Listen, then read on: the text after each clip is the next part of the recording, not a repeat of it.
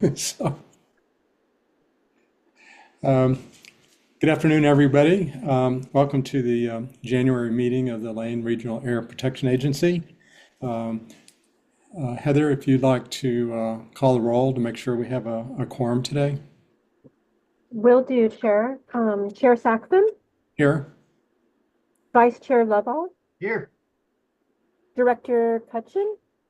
Oh, I see he's in the waiting room. I will let him in now. Um, Director Hensley, Here. Director Keating, Here. Director Johnston, Here. Director Plummer. We do have a quorum, Chair. Okay, great. I'm here, Heather. Yeah. Right. Hi, Brian. Right. Thank you. Okay, welcome everybody, and Happy New Year. Looking forward to another productive year with LRAPA. And so with that, we'll go ahead and launch into our meeting. Are there any adjustments to the agenda that anyone has? Okay, hearing none, we'll proceed with the agenda that was sent out. Next item is public participation. Heather, are there any members of the public on our Zoom meeting today? Yes, Chair, there are a couple folks that are here. Looks like we have 3 people from the public. Okay, James Hugo has his hand raised, and so does another person. okay.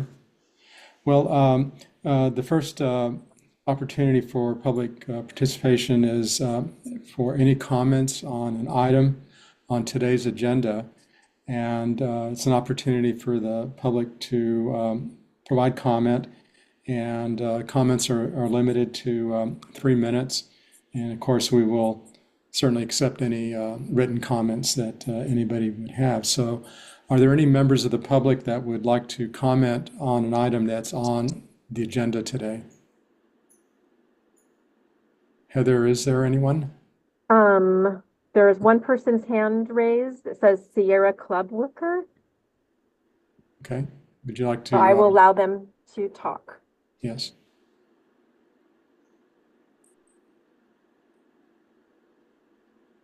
Okay, they've disappeared now, so I guess they don't. Oh, wait, there they are again. Okay, one moment.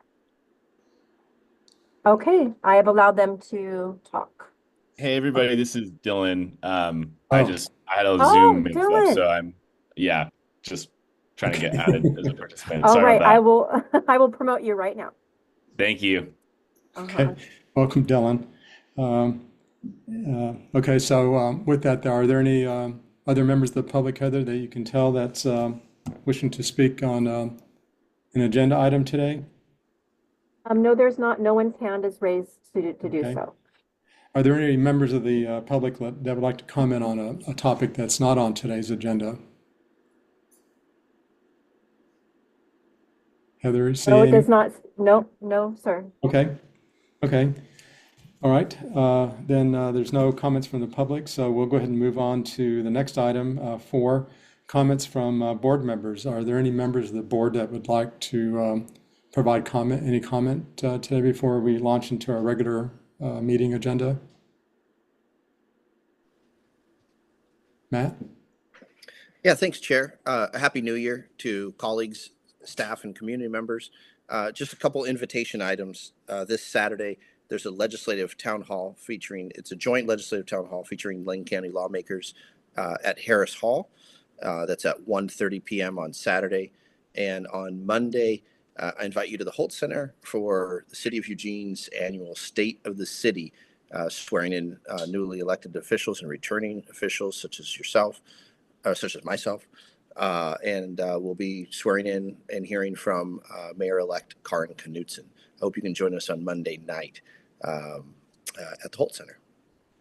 Okay. Hey, Matt, double checking. Is that at 2 or 1:30? I got an email that it was at 2. Thank you for the clarification. As staff, I need to be there by 1:30. The actual event will start at 2. So Oh, thank you. great. Thanks. Okay, and as you said, Matt, the delegation from Lane County will be there, or? That's my understanding. I don't know if we'll have the entire delegation present, but I can commit that my boss will be present, Senator James Manning, and a host of other lawmakers. So please come join in on the conversation and bring your questions. Okay, great. Thank you for letting us know about those two events. Are there any other board members that have any comments? Okay, seeing none. Next item on the agenda is approval of the minutes from our November 14, 2024 meeting. Are there any comments, corrections to the minutes that were distributed? If not, I'd entertain a motion to approve the minutes as presented. Chair, I move to approve the meeting minutes for January 9th, 2025 as presented. Okay, and is there a second, please? I'll second Okay, thank you. No, is there any further discussion? If not, call for the question. You can just raise your hand if you will, or say aye. All in favor of approving the minutes from November 14, 2024 meetings? Aye? Or- Aye. Aye. Okay. All opposed? Okay, they stand approved. Next item is approval of the financial report. Christina, would you like to provide some commentary on the report, please?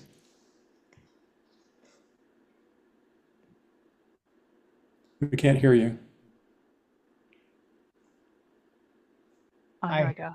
I was having a problem unmuting myself. I was having technical difficulties, which is actually a user issue, not a technical issue. But it's been a while since I've joined you guys for a meeting, so welcome back after the new year. I've included the October and November financials with the board packet. As you guys, I can't remember who requested it, but someone requested to have a column that would talk about how much of the year has elapsed and where are we at according to where we are in the year. So the final column is telling you how much of the year has passed, which will be the same all the way down, 33%. And then I have highlighted in red the ones that we're getting really close to being at the 33% mark. So if it was, what I'm doing is I'm dividing the literal percentage, which is like if you're looking at the personnel services under general fund, you see 31% is the amount of the budget we have spent, and we are 33% through the year. So it's not red because we're overspent, it's red because we're getting close. If we're not, so I'm taking the 31% and dividing it by 33%. And if it's over 90%, I'm highlighting it in red. If it's in the 80s, I'm highlighting it yellow. And if it's under that, it's green. So I hope that's not too confusing for you all. I hope that's kind of helpful for your looking at this. None of the categories are we overspent in, which is great news. But we're real close on the general fund personnel services. So we're just going to keep a close eye on that. I'm looking forward now to November's. And even in November, it leveled back out a little bit. We had a severance package that was paid out in July. So at the very beginning of this fiscal year, we were already kind of behind the 8 ball on spending for salaries. That's why it's continuing to level out, because the further we get away from that severance package, the easier it is to absorb, you know. So anywho, none of the categories are overspent, which is fantastic news. Does anybody have any questions about anything on either October or November's financial update? Brian, I think you suggested us looking at burn rate and percent of year gone by. Does that meet your expectations on what you wanted to see? Yeah, it sure does. Very helpful. And you know, I know that all expenditures don't aren't linear throughout the year. So I understand that, there's ups and downs, but to me, it's just a great benchmark to look at as it makes it easy to decipher pretty quickly. Yeah, yeah. I actually enjoy it being on there as well. So I'm glad that you made the suggestion and that we did it. I just was hopeful that my way of setting it up was translating well for you all. Sounds like it is working, so that's good.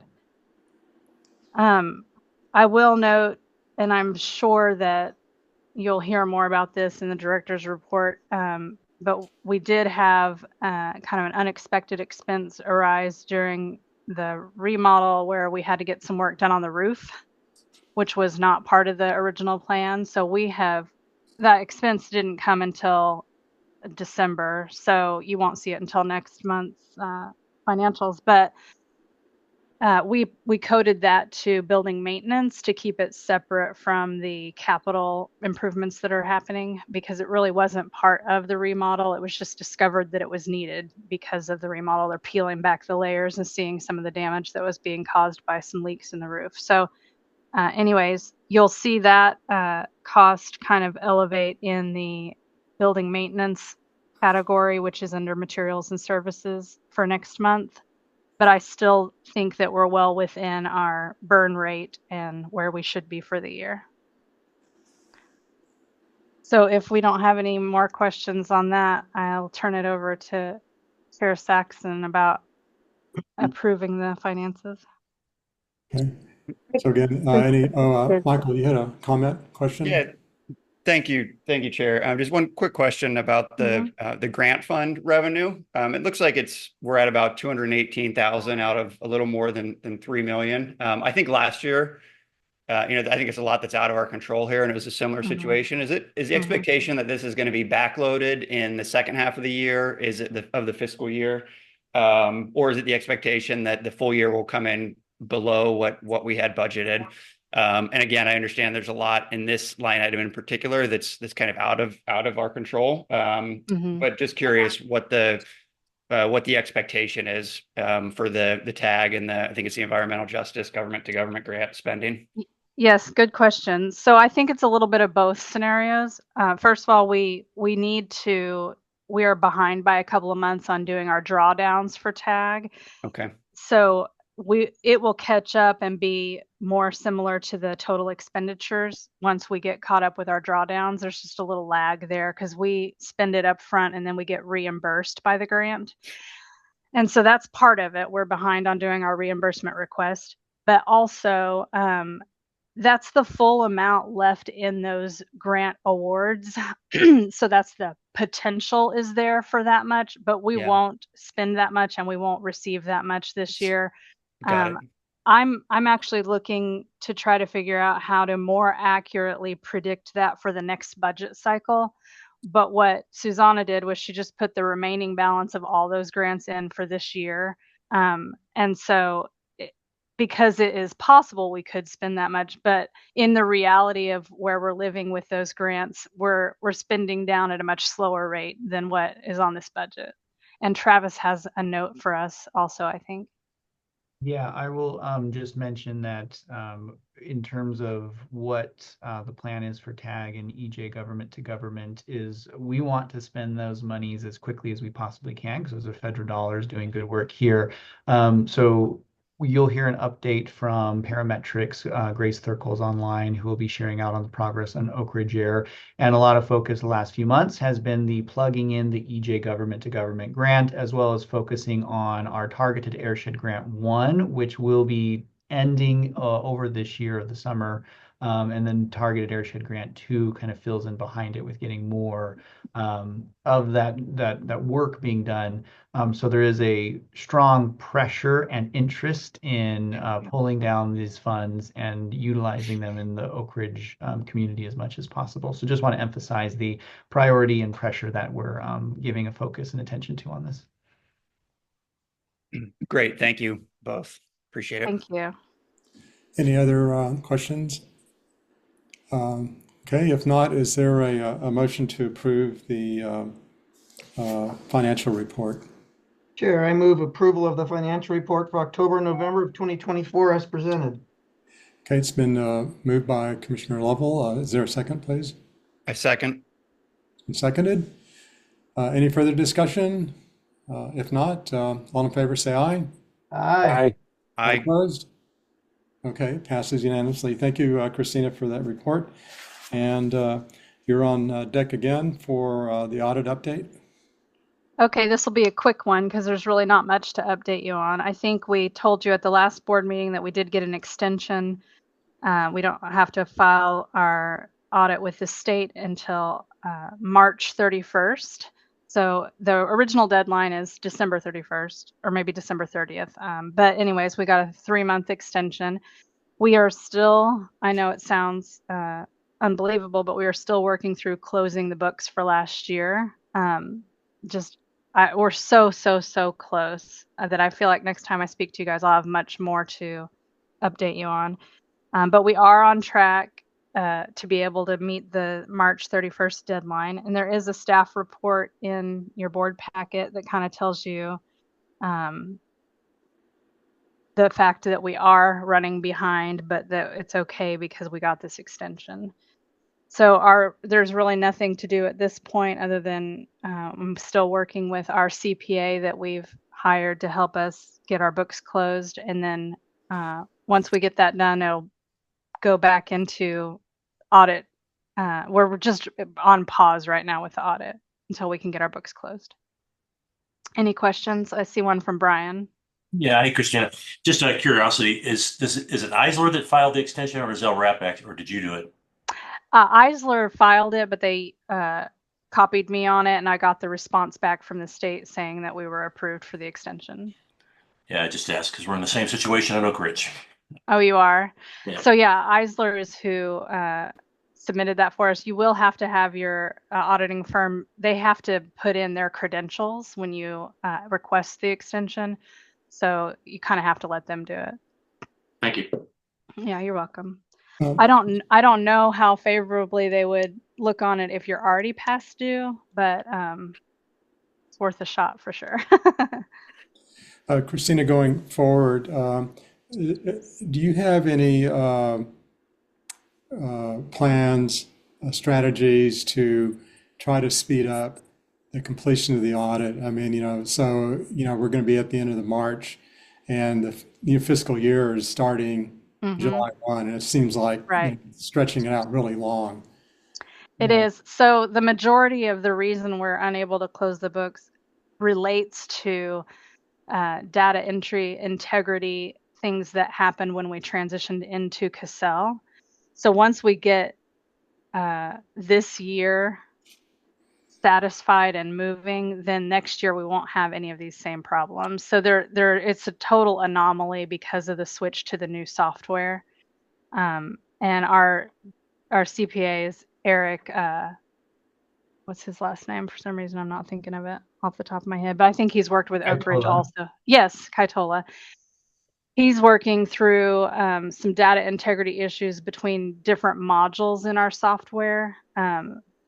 And it had to do with how we set it up in the beginning. We made some mistakes on the onboarding of this software, and we're just still untangling those. So once those are solved, they aren't recurring issues. It's nothing that's continuing to go on. It's still looking back and fixing from the beginning go forward. So once we get this one under our belt, next year should go much smoother, and we should not need an extension at all next year. And so all the problems with Cassell, those are pretty much fixed, or at least close to resolution. Yes, they're not ongoing problems. They were just, like I said, kind of initial problems that happened in Cassell. And so we're still working on getting those fixed. But I think we're down to just needing to fix, there's one error between the AR module and the general ledger. Something was recorded in one area, but not both. Anyways, so we're working through that last little issue with Cassell, the help desk at Cassell. And once we get that resolved and whatever journal entry we need to make to correct that, then we'll be ready to forge ahead. Travis has a question too, I think.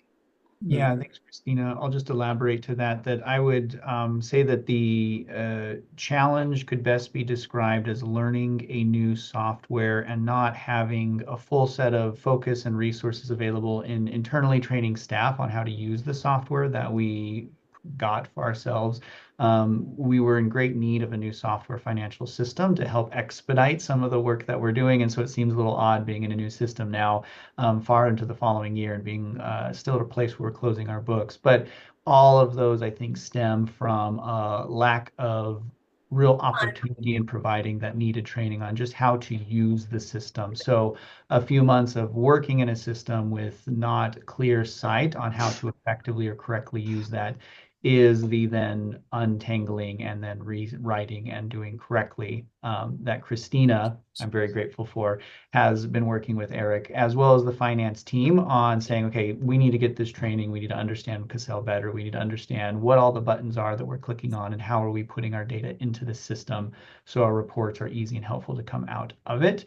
I'm so happy to have with our Cassell program, there's dashboards now that Christina and I have access to where we can look at what a particular GL line item is and how much is left in that budget, which these are all things and insights that was much more difficult for LRAPA to pull that information together. So Cassell's been a real positive evolution for us. It's just that training component that was absent initially that we have since resolved. Yeah, and when we set up the initial balances for everything, we did. I say we. I wasn't here then, but we imported the balances as we thought they should be when we started using the software. But then some edits are made during the audit process, and auditors will have you do some journal entries to correct little things here and there. And I think what happened was we didn't translate all of the audit information into Cassell once the audit was complete. We didn't go back and like update our placeholders and things like that. And so it just caused the need for a lot of cleanup. And it was all centered around that onboarding of the software. So again, it shouldn't affect us going forward. None of the issues that we're identifying and getting corrected are things that are continuing to happen. It all is related to that initial setup. So yeah, we're close, but we're not quite there. And hopefully next month I'll have a much more audit focused report for you. Great. Thank you for that report, Christina. Mm-hmm. You're welcome. Any other questions for Christina before we move on? Okay, great. Okay, thanks again. Thank you. If Jim Daniels is on board, Jim, do you want to give us a report on Citizens Advisory Committee, please? Sure. So in our November meeting, I presented the draft of my annual report to you all and got input from the committee. And the final version is in your board packet now.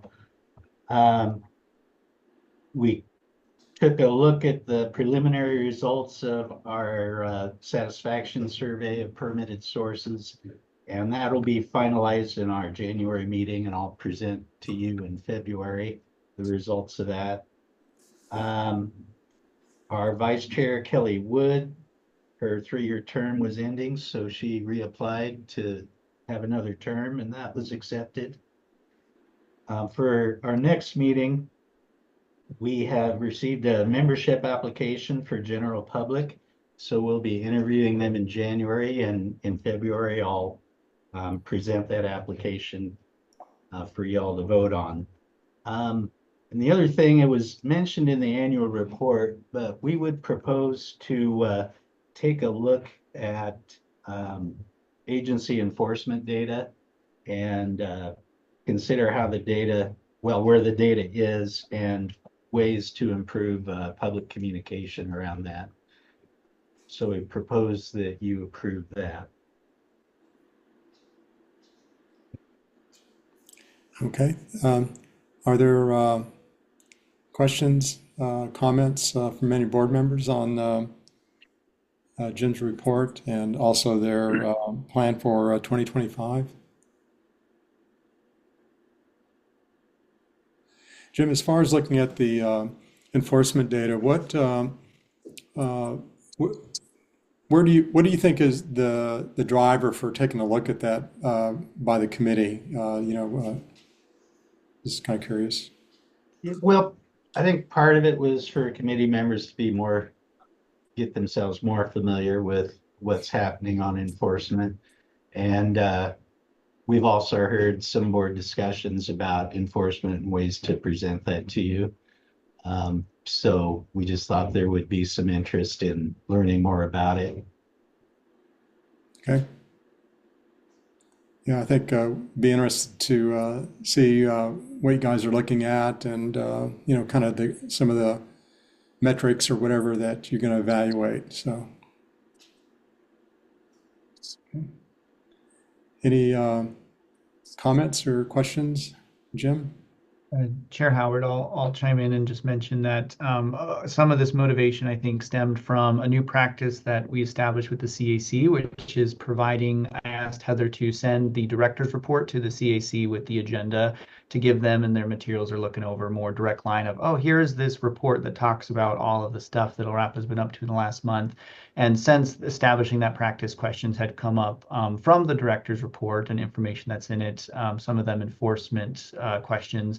And then the follow-up question from the CAC was kind of the consensus was, this is interesting data, and is this how it's presented like helpful, or maybe there could be other interesting data that could be good to show up here or otherwise. And so I think that's where some of that assessment, understanding, and reflection motivation comes from.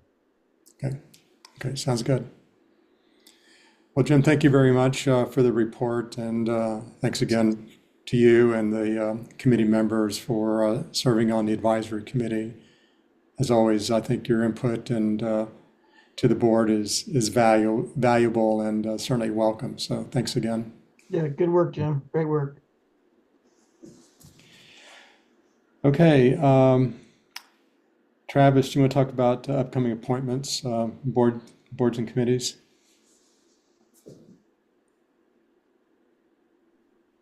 Chair Howard, Vice Chair Level, Commissioner Level, thank you for the opportunity to talk on this item. This is an annual staff report that, since I've been at LRAPA, has come up every January. And it's more of an informational, forward-looking approach or set of information on the committees and the appointments. Specifically looking at first the board terms and who is currently in which chair and when those expirations align. I'll mention that Springfield is close to, as I understand, appointing their official capacity seat that was held prior by Joe Pictionary. Cottage Grove, I am over this month will be connecting with the city manager, Mike, and engaging with their city council. My goal is to have a presentation before the Cottage Grove City Council. That's a bit of an LRAPA 101, so they can be more informed on what our regulatory role is in Lane County, so they can be best prepared to make a decision of who they would like to represent their stake on the chair or on the board. The Citizen Advisory Committee appointments are there listed as well. Nothing too explicitly notable. Jim already did mention that we had a new applicant and that Kelly Wood, the vice chair, has applied to be reappointed and was accepted. And then I think more of substance in conversation here is on the Budget Committee. The table at the very end of the staff report shows who is on the Budget Committee. And for context here for the board, the Budget Committee is LRAPA's board, as well as 9 additional Budget Committee members that are appointed by the board to that role. Currently, there are 3 vacancies, 2 for the city of Eugene, 1 for Cottage Grove. And then I did get an email just this morning from Brian Cutchin that I'll kind of on Don Kenyon. And so that is a vacancy that we'll be probably looking to fill as well. Historically, some of the approach to this has been the board's responsibility for finding who those members are. However, I can recognize for board members how that can be challenging, and identifying that person who is appropriate and could actually be helpful and useful to the organization on the Budget Committee. One of the efforts that we have taken to address this last year is we put a Budget Committee application portal on our website. And I am seeing more of a need for myself to consider who might be some good Budget Committee members. and connecting them with board members for opportunities there. I do have a couple folks in mind that I plan to, between now and next month, solicit to see if they would have interest and hopefully have a few ideas to present before the board. So that's the share out, and happy to take questions, comment, or direction. Anyone have any questions or comments? Okay. Well, all I can say, Travis, is anything that you can do from a staff side to publicize the vacancies, and I think is very beneficial. Instead of just, I think in the past, totally relying on board members to identify candidates. And I know, I don't know about the other cities. I know the city of Eugene right now is actively looking for people to serve on a number of boards and commissions for the city. And I know it's always a challenge to find applicants. So, and we have that as well, I'm sure. So. Chair Howard, I agree. And to what support we can be in finding individual members and bring them for the board for consideration appointments. I think that that's a responsibility that I can help meet and commit to. Okay. And Jim, I know Daniels, you're still on. Certainly the Citizen Advisory Committee knows of anybody, we certainly welcome your guys' input as well. So, okay, anything else on that topic? Okay, well, we'll move on. Travis, we'll talk about the upcoming work session that we have at the end of the month. Oh, Chair Howard, I apologize. Before we move on from that, one thing I did neglect to mention, and that's important that I do, is just a reminder to the board that in February, we will be holding an election for the chair and vice chair role. I did have some information in there. Historically, the approach for LRAPA has been the vice chair, when there is a movement, will then take the chair role. There's nothing in our requirements that says we follow that model, but that's just been the historical approach. And as a note, that in February, we will be considering chair and vice chair elections. So just wanted to make mention of that before we moved on. Sorry, Howard. If I could forecast anything, I really like the current chair. Well, thank you. And I didn't make a contribution for that comment, but anyway. Well, we'll talk about that next month. I know Commissioner Level, you with your new role with the county, I know your basket's pretty full, I bet. So, Right, correct. Yeah. Thank you for that. yep. And congratulations, by the way, on being selected chair of the county commissions. Thank you again. Yeah, it's going to be fun. Yep. Okay, Travis, do you want to go ahead and talk about the work session, please? Yes, Chair Howard, Vice Chair Commissioner David Lovell. I am pleased and appreciative of the board's interest and agreeability to having a work session. What you see in the staff report is what I have collected over conversations with the board over the last few months of what would be some helpful work session topics for us. The work session is scheduled for January 30th, the same time as the board meeting. So January 30th at 12:15, ongoing until 2:30 is really the length of time that we will take on the calendar. If we use that time, awesome. If we are under it because we're effective, I think that that's agreeable too. The work session topics that I have proposed and in the order proposed is the reflection on the 2026 partner dues growth rate and methodology. The City of Springfield has brought forth an approach for considering the rate of growth of partner dues to LRAPA. We do have in our intergovernmental agreement a deadline to meet of notifying what the next fiscal year dues are for our partners by April 15th. I think in practicality, that is a really late date, and the sooner we can communicate that information, the better. And that points to where a formula is helpful to just in terms of long-term planning that creates some consistency, both on the side of the organization for LRAPA, but as well as for our partners so they can be better prepared, as opposed to what is sort of an unknown number that shows up late in the year that the board sets that has to be accounted for. So I see that as an opportunity to reflect on with the board, make any sort of decision, or not make any decisions, but have some considerations, and then a path to move forward on. The next work session topic is goals for 2024. The last time LRAP has had any formal goals that the board has said, we're happy with these, please work on this, was in January of 2022. I think it is a good time to update those. I brought a board goals I brought to the board a set of goals for the organization in September of last year. The conversation at that board meeting was generally pretty positive from them, but a reflection that maybe we really should talk about this more in detail in a work session and then move forward from that. So that is an agenda item that is planned. And then the final item, which is something that has come up a few times now, and the board has indicated an interest in talking about this in a work session, is a reflection on when the board is meeting and the schedule. I'm appreciative to James, who's joining us today as a member public, but I think the board, at times, some board members have reflected that how might we be able to shift the meeting time to allow more opportunity for engagement with the public, but at the same time that is challenging with the board and their busy schedules and how we can accommodate those needs. So this is another point of discussion and reflection at the work session. So what I'm hoping for from the board here is if this plan for the work session at the end of the month is agreeable, or if there's any modification that can improve it.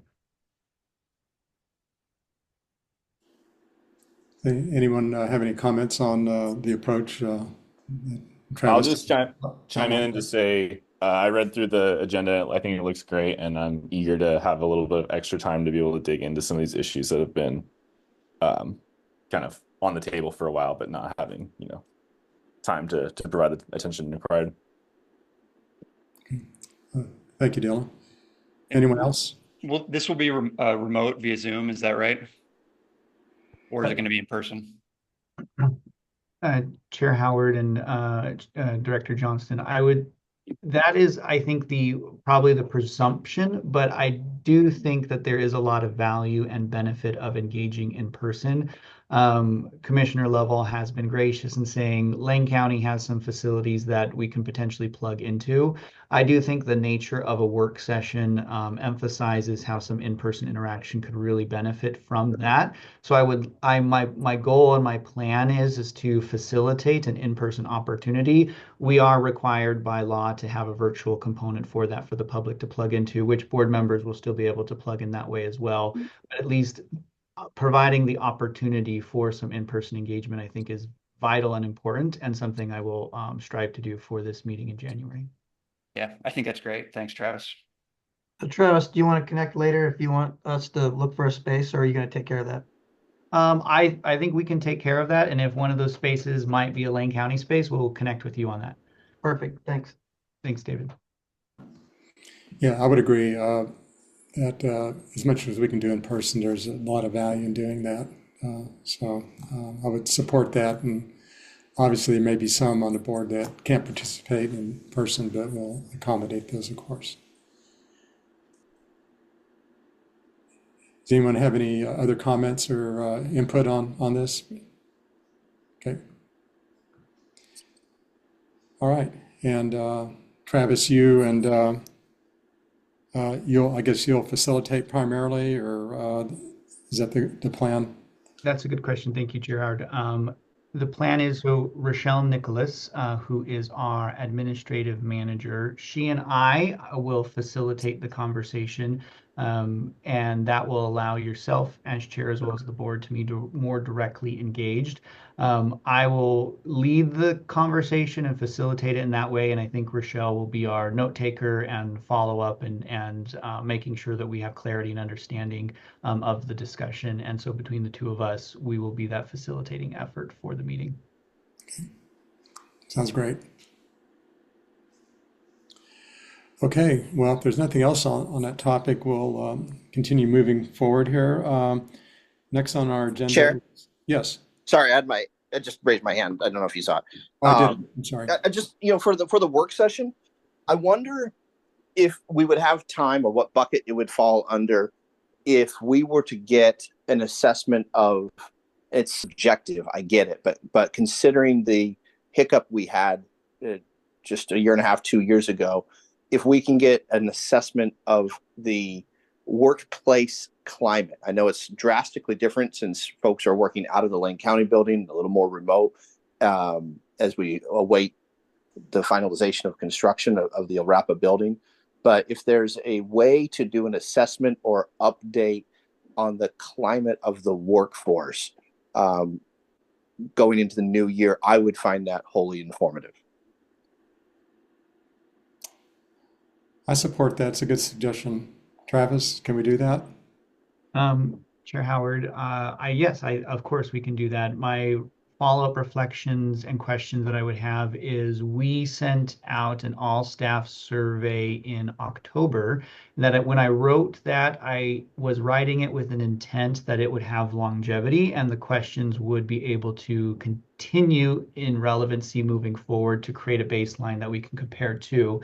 It would not be much effort to take that same survey, those same questions, and send them out again to staff and ask that they provide that feedback before the work session in January. And then that would give us an opportunity to compare October responses and sends to January. Last time that happened, Lori Kivith, she compiled some of that and put together a memo to the board that sort of summarized a lot of those items. We can provide that same effort again, though I think that would be an internal effort that we would take as opposed to utilizing our contractor with Cascade Health of Lori Kivith. But if there's interest, that's a thing that can be done and would not be too challenging to meet before the end of the month.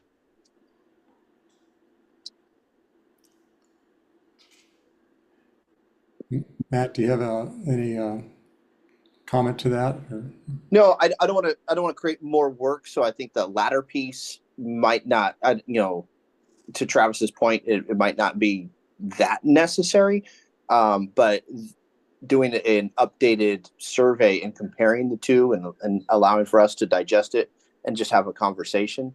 I think, as I pointed out at the top of my question, I think it would be a valuable dialogue for the board and for the organization to have as a whole.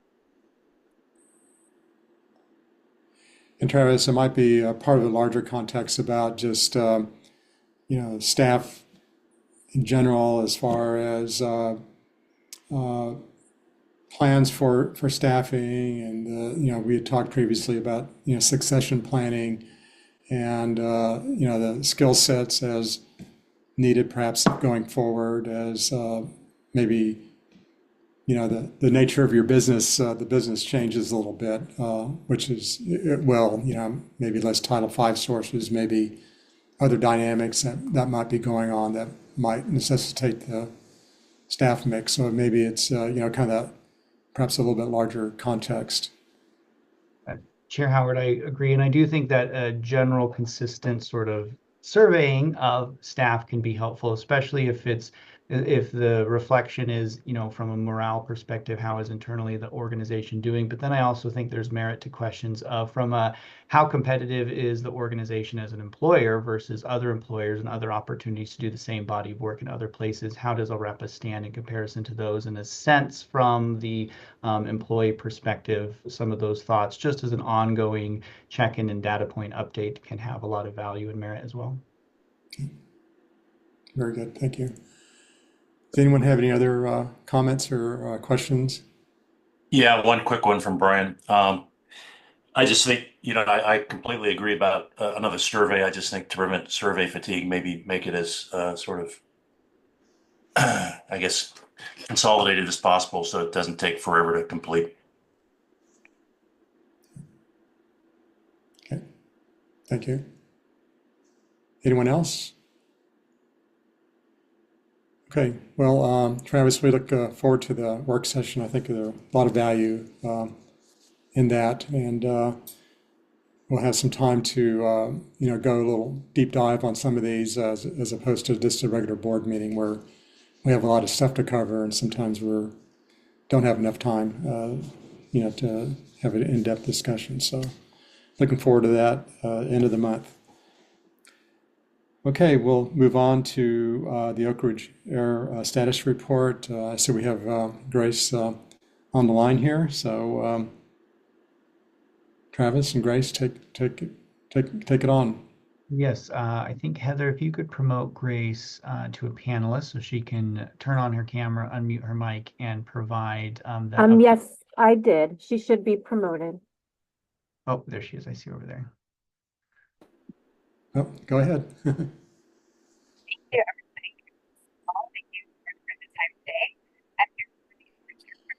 Sorry, your voice is breaking up, at least on my end.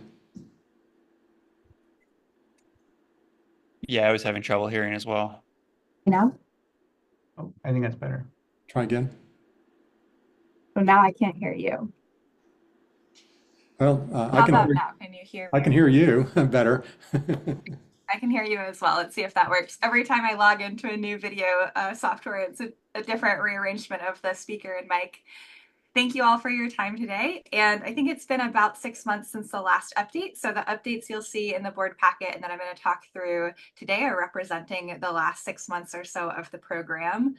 Last time I gave you all an update, we were still in the process of the TAG 1 EPA amendment no cost extension. And since then, the EPA has approved that request. So the TAG 1 grant is extended through November of this year, November 2025.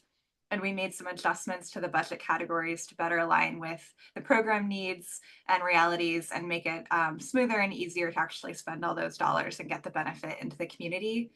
And for TAG 2, the program management team will be looking at making some similar adjustments and a request to EPA in Q1 of this year so that the TAG 2 budget is aligned with those updates that we made for TAG 1. We've also been focused on leverage funding, parallel projects, and partnerships. So you all are familiar with the EJ Government to Government grant that LRAPA secured, and the team is very excited to get that started. And South Willamette Solutions, our partner in Oak Ridge, also was awarded an Oregon Health Authority Healthy Homes grant of $750,000. And they're going to be using that alongside the TAG funding to continue their home heating upgrades. And this will broaden the scope slightly of what they're able to work on. So it's focused on health and safety and will allow for some different types of upgrades that are needed in the community. So they'll be able to go back to some of the homes that were completed with TAG funding and see if there are other health and safety updates needed. And that will be similar with the EJ G2G grant. If there's houses that need more of that smoke and wildfire proofing and resiliency, that work was not able to be done with TAG 1 or TAG 2. There's additional funds for that now. And then SWS also got a grant from the U.S. National Forest Foundation to look at a biomass utilization feasibility study that they've hired us as parametrics to complete. And we'll be looking at using biomass from the Willamette National Forest and specifically looking at opportunities for the industrial park in Oak Ridge that will support Brock's Woodlaw and the Community Firewood Program and other businesses that are interested in kind of wood products and biomass. We've also continued meeting with Homes for Good to look and see opportunities for the two programs to work better together. And if there are homes that need assistance from both programs, or if there's places where Homes for Good might be able to provide more assistance than the TAG funding could. And we've also been meeting with LRAPA, our Oak Ridge partners, and partners from Lane County, Oregon Department of Human Services, and Oregon Health Authority regarding air quality resources and guidance for schools and Head Start. And LRAPA has created some great resources in partnership with that group that we're going to be able to provide to the school district and Head Start to help them see what are the different air quality monitoring tools and apps that they can use, and some really quick, easy to understand guidance for different levels of air quality. And then SWS and Parametrics also presented at the 2024 PNWIS conference in November about Oak Ridge Air and related projects. In terms of the home heating upgrades program, I'm excited to share that we now have more homes enrolled in the program than our amended TAG 1 goal of 90 homes. So there's, I think, 110 homes enrolled in the program right now, and 101, excuse me. The majority of those homes are past the pre-audit phase. So the Oak Ridge Air team has gone in and done the pre-audits and is now starting to coordinate with contractors to get the upgrades completed. And the table there illustrates the number of upgrades per type that have been completed. And this part of the program has, as you all know, been kind of lagging and slower to get started and slower to spend the dollars, but we're really picking up speed now, and I think in a good position to spend down the rest of the funding for that Tag 1 program by the November deadline. And the systems continue getting more efficient and more contractors onboarded and trained up for the program. So that's been great. We're also making progress with the chimney sweep vouchers. So they've completed 79 chimney sweeps to date, which is valued at $250 per voucher, and that's provided for free to community members who need it. And the community firewood program has continued to ramp up and be very successful in delivering more firewood and expanding their both community and commercial business under Brock's Woodlot. They also received 2 wood innovation grants to get additional equipment, including a kiln that will allow them to dry their firewood. And eventually the hope is to then be able to sell it across state lines, which would really scale up the commercial firewood business. But we're in the process of working with them, and they're working with the city to kind of go through and figure out what other equipments and site infrastructure upgrades are needed to make that all happen. And they're also taking over the yard debris program. And the goal there is that yard debris from the community will be able to be chipped or grinded and then used in that kiln to dry firewood, and hopefully kind of create a little bit of a closed loop system. Education and outreach events have continued. There's a highlight of some of the events that happened over the last 6 months. And I think I want to speak to the Wildfire and Disaster Preparedness Expo.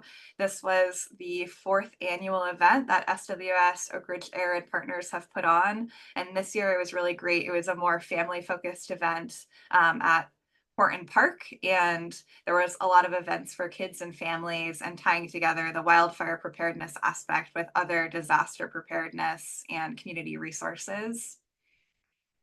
And then a couple last highlights. The Woodshed program has continued with the high school CTE program, and now 94 sheds have been constructed and delivered since 2022, and we have quite a bit more funding to continue that program. And the University of Oregon research project has been completed. There's a link to the completed deliverables that they have created in your packet. And LRAPA has concluded that relationship and will be redirecting some of the funds that were originally allocated to the U of O elsewhere to better serve the program. But it was an amicable relationship, and we're looking forward to other opportunities to work with them moving forward. Okay, thank you for that report. Any questions or comments from Travis?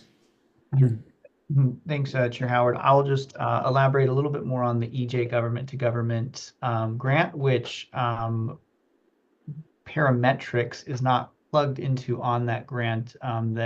Their contract that we have is to help manage and implement the targeted airshed grants, Tag 1 and Tag 2. At the moment, for our EJ Government to Government grant, we're engaged with Lane County Public Health on some health data analysis that they'll be doing. We've also issued, LRAPA currently has open a request for proposal for a contractor to perform the same roles and functions that Parametrics is performing for the targeted airshed grant 1 and 2. That RFP closes at the end of this week, and we'll be reviewing those submittals. We have received one thus far next week, and then hopefully be able to enter into a contract with whoever wins that contract and have that entity plugged in on the EJ Government to Government grant, so it too can more fully be structured into SWS's process and flow. So similar interventions that are taking place under Tag 1, Tag 2 will be able to benefit from this growth in the program becoming really honed in and refined over the last few years. Brian? Yeah, as a recipient of all these efforts of this great team that's put together, I can tell you the impact is phenomenal in the community. I'm thankful to Grace's coordination for that. Thank you. Anyone else? Okay, well, it sounds good. There's a lot of different parts and pieces on this, and looks like it's all been well coordinated, and certainly, I guess ARAP is a happy customer, but more importantly, City of Oak Ridge is happy. So that's the important thing. So anyway, good job everyone on that. Yeah, and I might just chime in and say I've just been really impressed to read all of the updates about the Oak Ridge Clean Air Program, and yeah, really curious to look at how we can kind of use that as a model for expanding our work across the entire area that we're responsible for, and yeah, just taking lessons from the awesome work that Grace has been coordinating up in Oak Ridge to apply across Lane County. Yeah.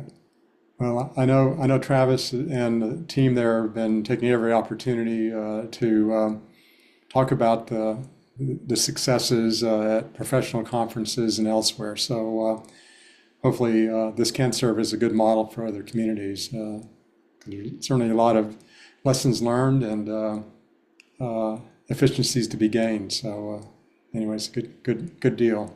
Travis? Yeah, Chair Howard, I'll just add to, for one, Dylan, thank you. I appreciate your comment, but also say that part of our EJ Government to Government grant is the development of a best practice work plan and roadshow, which essentially is, as I was to describe very briefly, would be a report, documentation, a best practice toolkit of how the Oak Ridge Air program really formed and was established, and capturing SWS, all the partners and all the stakeholders that came to, and describing what it is, what they do, and how that's leveraged the nonprofit to have some real competitive grant applications to further work in other locations, and putting that all together, and hopefully what it will be an easy to digest document, and then spending some time and effort to carrying that to other like communities, so they might be able to benefit from that as well. And because I do see that this is a really powerful model that, if can be established elsewhere, will do a lot of good. Great. Anything else, anyone? Okay, well, thank you, Grace, for the report and the good work your team is doing. And so we'll move on to the next agenda item, and that is a remodel update. So I see Lance's smiling face there. So I guess it means that things are going well. Yeah, I hope so. Yeah, good afternoon, everybody. You can see in the staff report kind of details. I'll just kind of go over some of the highlights there, and maybe mention some things that have happened since the staff report. We're still overall on schedule for the updated completion date of February 24th. There was a little bit of slowdown during the holidays, which is to be expected, but things have ramped back up. Sheetrock is completed now in the whole building. I think they're finishing up with texture on the south side of the building, and starting paint over there. Paint is all finished in the north side of the main side of the building. Then, you know, the general contractor had a desire to kind of get the restrooms finished up so that they could kind of let their plumbing contractor go and do some other things. And so the restrooms are completed, and there's just a few little plumbing things that will need to be taken care of, like in the break room. Mechanical systems are kind of all up and running, or potentially could be running. There's just some electrical work that needs to be finished before they can do that. So they're currently running just some portable heaters in the building to keep things warm enough for the sheetrock work and tape and texturing and paint.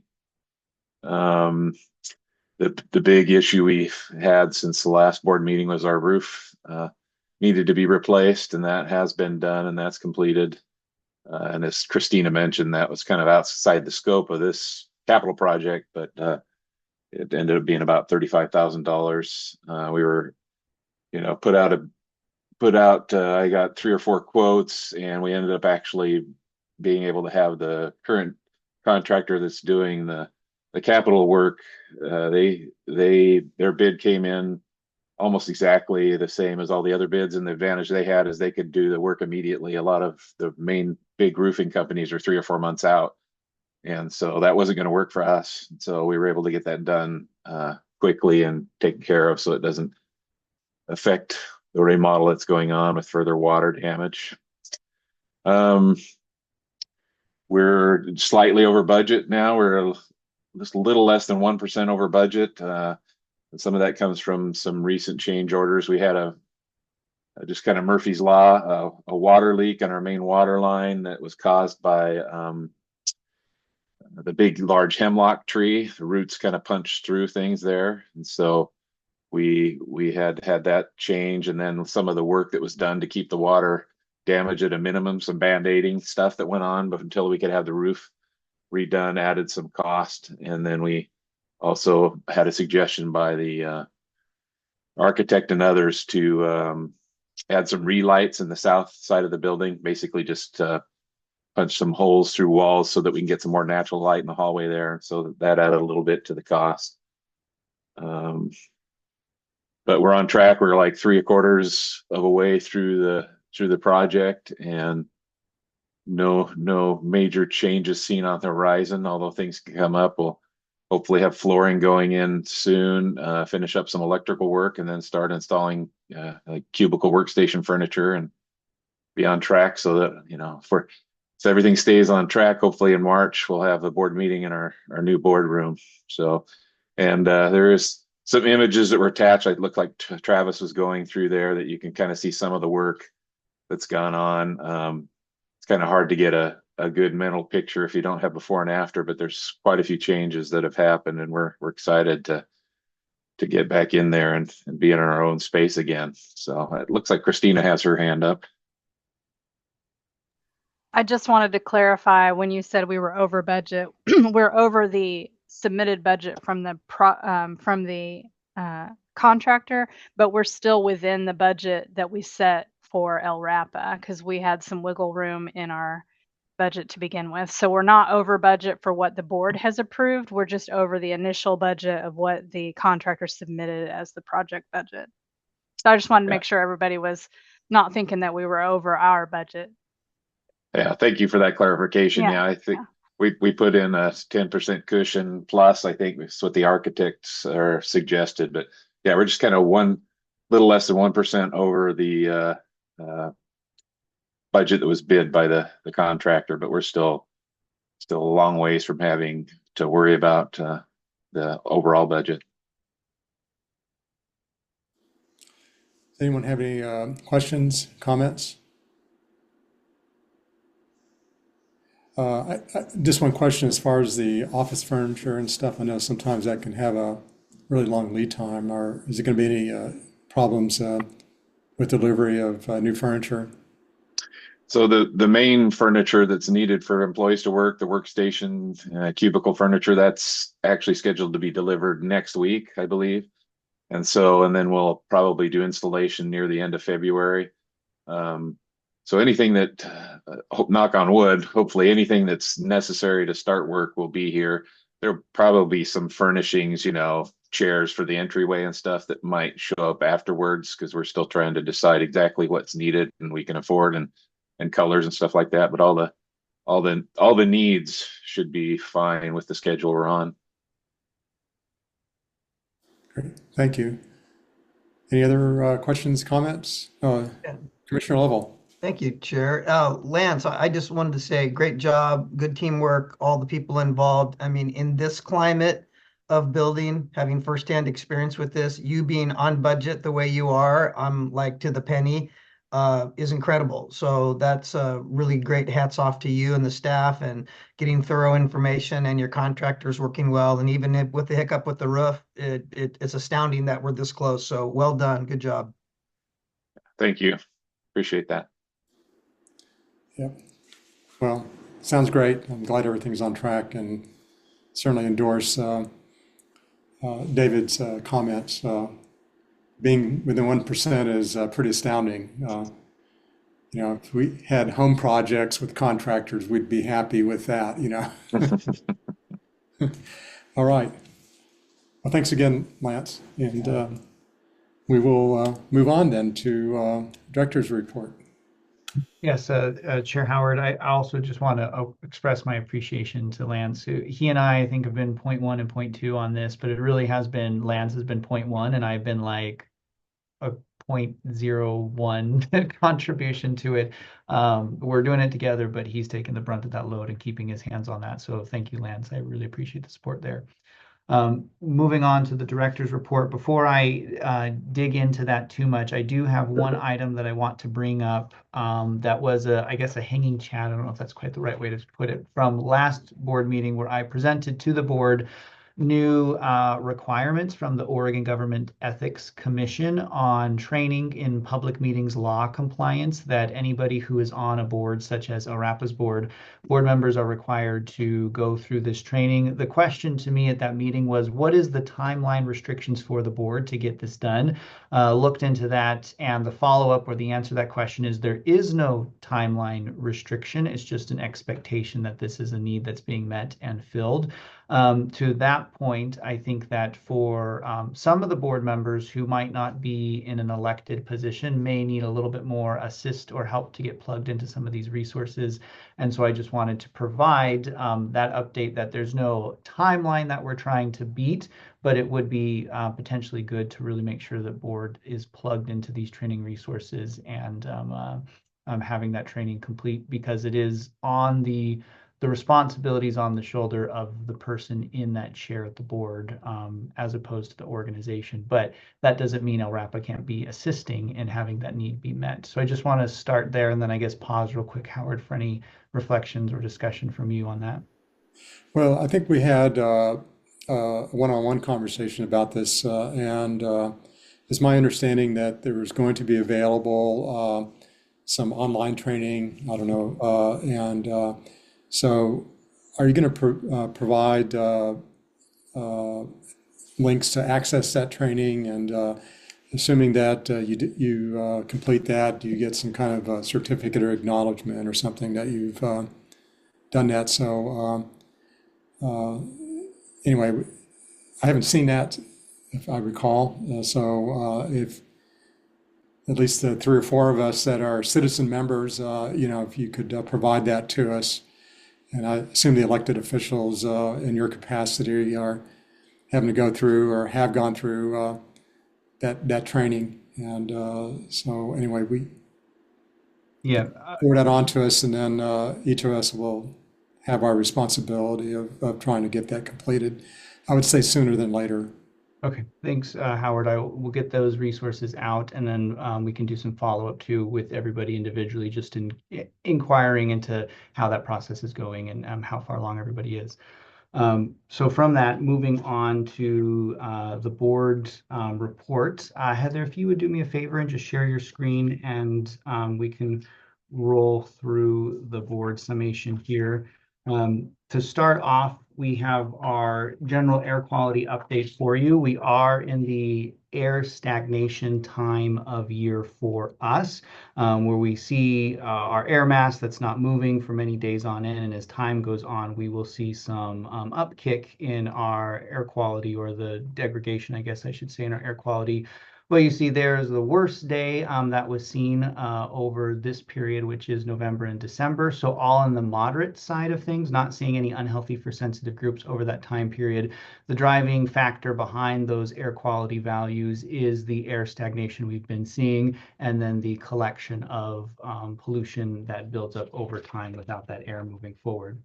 On to the complaints and then the next thing is just the chart of the impact throughout the year, indicating where we're seeing wildfire smoke, which wildfire smoke continues to be and will likely continue to be our largest source of PM in the Lane County airsheds. For complaints, there's a summation of complaints from November through December. Nothing to stand out there or remarkable or notable from outside of the normal for that period. There's the table below comparing the calendar months this year versus last year. Still not seeing total complaints for 2024 as high as what they were prior to COVID, but are seeing some of a rebound with our complaints from 2023 to 2024. On enforcement action status reports, that is our annual collection of enforcement actions throughout the year. The notices of noncompliance can be seen as effectively just warnings. The notices of civil penalty is when we assess some sort of monetary fine, essentially, to the source. And there's the table below that for enforcement, how that breaks down as far as asbestos enforcement, industry, outdoor burning, fugitive dust, or homewood heating. And then below that is the detailed report for enforcement actions that are underway. And I would say that it's this sort of detail and information that the CAC is interested in understanding, asking us questions, and then coming up with some suggestions of how this information might be presented in a way that is preferred or more helpful. On the asbestos abatement, we continue to do our asbestos abatements. I will note that we have 2 inspectors who joined us in 2024. Our inspection staff is only 2, and we have 2 new fresh faces. Their names are Mandy and Morgan. They really jumped in and are learning the language of LRAPA and air regulation, and on the asbestos front have done a solid job in my mind of developing relationships with our abatement contractors. They know that we're around and we're coming and visiting them as they're doing the work, so they're following all of the regulations as needed. The next section for permitting and Title V, there's a breakdown of our permits in queue, meaning the permits that are still in progress and worked on. Our permitted activities for the year of 2024 is listed there, 11 Title V permits issued and 42 ACDP. I do think that our permitting staff is a real key to these numbers and a big part of the success of our organization. Further down on the public notice sources, those are public notice or sources that were on public notice, meaning we were soliciting public comment before we took the environmental action, which is issuing that permit. The permit backlog is comparably very low, and something that, again, to our permitting staff is a real sign and speaks to their support that they bring to the organization. Our Title V backlog of this printing is 7%, but our Kingsford permit was issued, and so that number as of today is at 0%. We do have a few months before we will see another Title V permit to be issued before we see that number go up again. So we'll see if we're meeting that deadline or not, but I'm feeling optimistic. And the EPA has a recommended level of, I believe it was 20% backlog, so we are far below that. Then there's a collection of media interest and coordination that we have received throughout the year of 2024, which the next report will be starting over back to 0. And then more fully is a public events and outreach information. There's a lot of items here and a lot of content. I hope that the board managed to see and digest this. Matt Sorensen, our public affairs manager, put this together and had more effort and time and energy to provide some good information. If Heather, if you continue to scroll down, we can briefly kind of go through these, mentioning the Kingsford informational meeting that we had in early November at the Pacific Northwest International Section of Air and Waste Management Association. Max Heffley, our operations manager, was awarded the Hawkeye Award, which is presented to diligent regulating in the Pacific Northwest region. And their Hawkeyes are, as it says, they're trained agency inspectors, industrial auditors, environmental advocates, and others who take a frontline approach to regulatory compliance. A well-deserved reward to Max and an award to Max for his long tenure in this industry.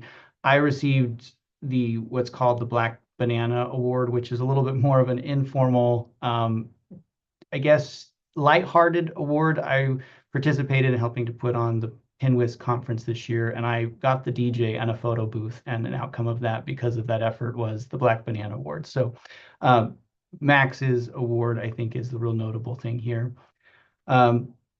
We have participated in a education class for construction contractors, boards, continuing education class, and asbestos. Our staff joined and facilitated or participated in facilitated conversation with Lane County contractors. I mentioned earlier how our inspector staff have really embraced asbestos and are digging in, and this is an example of that.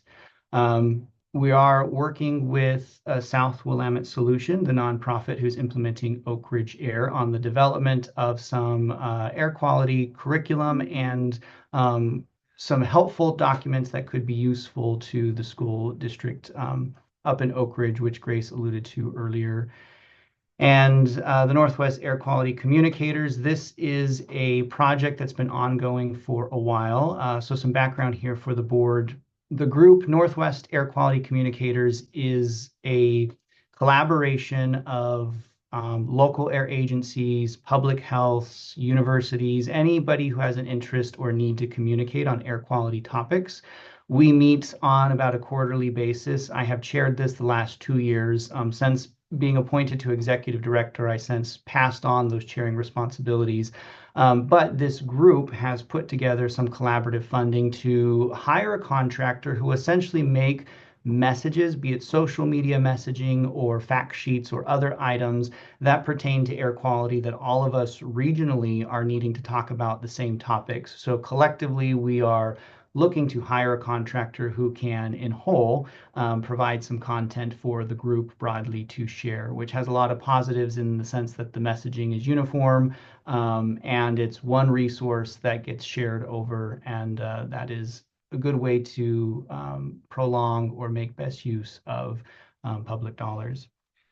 And then following that, there's the Lane County collaboration that I mentioned with putting together some information and helpful AQI documents for the child centers with Lane County. And below that is some pictures from our holiday party, which happened on December 12th. Basically the day is we went over to the remodel, which myself and Lance have been visiting about every other week, and it's been enjoyable for us to kind of see the remodel in progress. I want to provide the opportunity for everybody else to do that as well. So we took a field trip over to the office, explored it as it's in progress. Then we went to the 6th Street Grill and enjoyed lunch and a white elephant gift exchange. And then below that is our land use compatibility statement discussion with the city of Eugene. We have provided or been more engaged with the planning department of the city of Eugene to more or less describe what LRAPA's role is in Lane County and our regulatory scope, and what are the things that we have an ability to provide some accountability and regulations towards, and what we do not have an ability to do so. So that way the city of Eugene has a better understanding from their perspective of our role here in Lane County.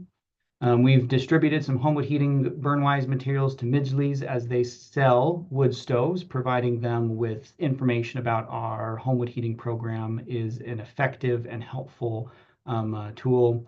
And then finally, on the public outreach component, LRAPA just yesterday and Tuesday, Matt Sorensen and I were engaged up in Salem on an air quality coordination meeting, which involves the National Weather Service, Oregon Health Authority, Forest Service, ODF, and DEQ on how we can be engaged better during wildfire season and our statewide calls that we take place.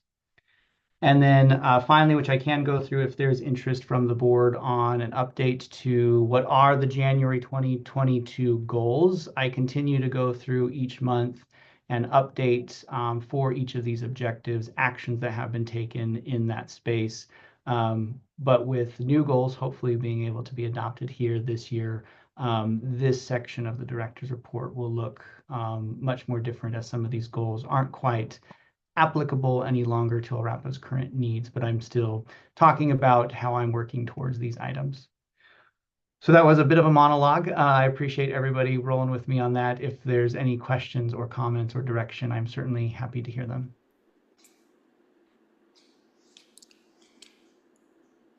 Michael, go ahead. Yeah, thank you, Chair. I just want to commend Travis and the team, Christina, Matt, Max, Robbie, Morgan, Mandy. There's a whole bunch of names in there and a whole bunch of events. So well done on being so proactive and meeting with such a diverse group of stakeholders in Eugene and Springfield and Salem and beyond. So really impressive, the list of everything you all have been doing over the last couple of months.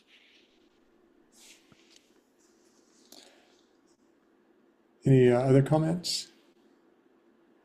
I would, Travis, I would echo what Michael has said as far as outreach. I'm now starting, I guess, the 5th year as a member of the LRAPA board, and it's been very encouraging, the increase in community outreach to